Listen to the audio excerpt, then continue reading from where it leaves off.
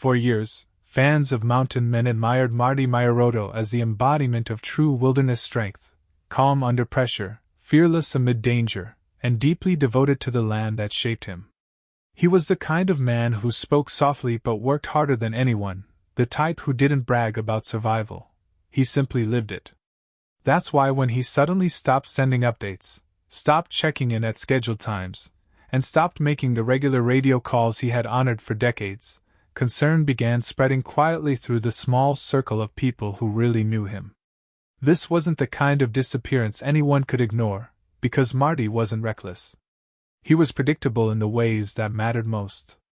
At first, those close to him brushed it off, believing he had simply pushed deeper into the wilderness like he often did, following a trail or chasing a sign only he could read. But week after week passed, and the silence became too long, too unnatural, too unsettling. Even Marty's family, who understood the long, quiet stretches of his lifestyle better than anyone, admitted something felt off. When months went by with not a single word, not a single footprint, not a single sign of return, a decision was made: someone needed to check the Trapline hut, even though reaching it meant making a treacherous journey through harsh terrain and unpredictable weather. The trek to Marty's Trapline hut is not one undertaken lightly.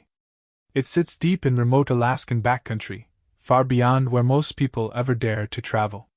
The search team, made up of seasoned trackers and longtime friends, knew the route well, but the landscape had changed since Marty was last seen.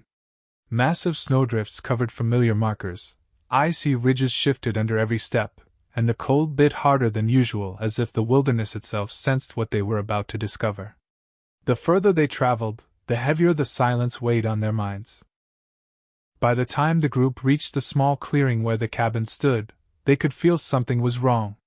The snow around the hut was untouched, no tracks leading in or out, no signs of fire or warmth.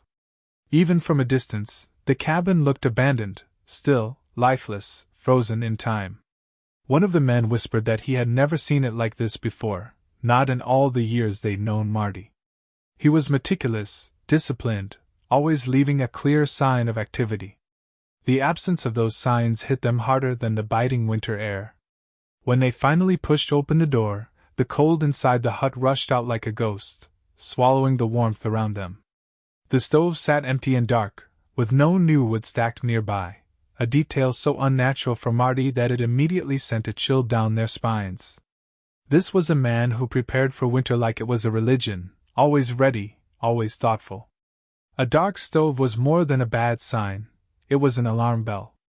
As their eyes adjusted, they saw that the entire hut looked as though Marty had simply vanished mid-routine, leaving every object exactly where it had last been touched. His tools, normally arranged with almost surgical precision, lay untouched, still sharp, still meticulously cleaned, but clearly in use for weeks. A lantern sat on the table with the wick burned low, the kind of detail that suggested his last night inside had been quiet, reflective, maybe even troubling. And then they saw the item that shook them most. Marty's journal lay open, an entry half-written, the pencil still sitting beside the page. He wasn't the type to stop writing mid-sentence. Whatever interrupted him had been sudden, and possibly tragic. The deeper they stepped into the hut, the more the emotional weight settled in. On Marty's small wooden table lay a half-finished carving, something he was well known for crafting during long winter nights. But this one was different. The detail was unusually delicate, shaped with a tenderness that showed how meaningful it must have been. It was rare for Marty to leave a carving unfinished, which told them that something had interrupted him during a deeply personal moment of reflection. Then, beside the carving, they found a photo of his family, worn, faded, but carefully placed. Marty wasn't a sentimental man, at least not publicly.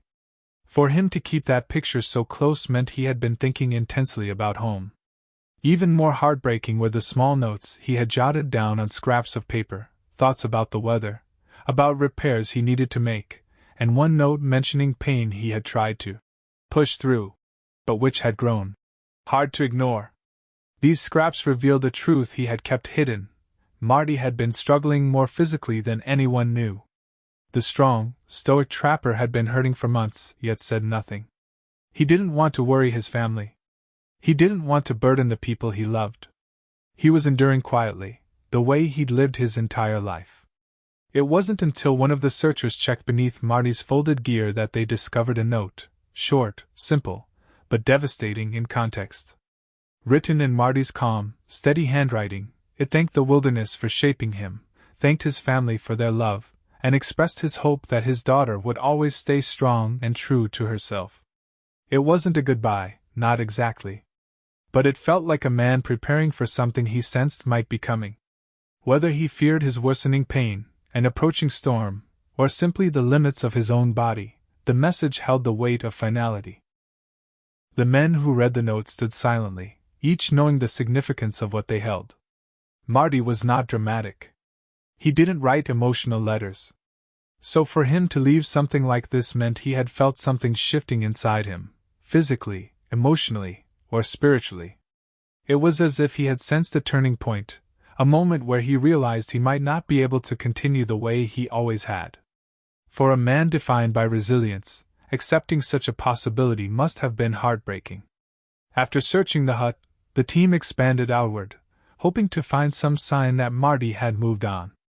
At first, the snow made everything look untouched, but after some distance, they found faint remnants of old tracks, boots leading toward the far ridge where Marty often set his last traps of the season. The tracks were weeks old, barely visible beneath layers of snowfall. Still, they followed them with growing unease. The direction told them Marty had set out despite his failing health, likely pushing himself with the same determination that had defined his entire life. But the tracks eventually disappeared, swallowed by deep drifts and jagged patches of ice. Weather reports later confirmed that a severe storm had hit the area shortly after those tracks were made, one powerful enough to erase any trace of a man walking alone. The search team realized the awful possibility. If Marty had been caught in that storm while already weakened, he may not have had the strength to return. The wilderness he cherished so much may have claimed him quietly, without struggle or witness. When news of the hut's condition reached Marty's family, they were devastated. His wife and daughter had always accepted the risks of his lifestyle, but they never imagined he would suffer in silence.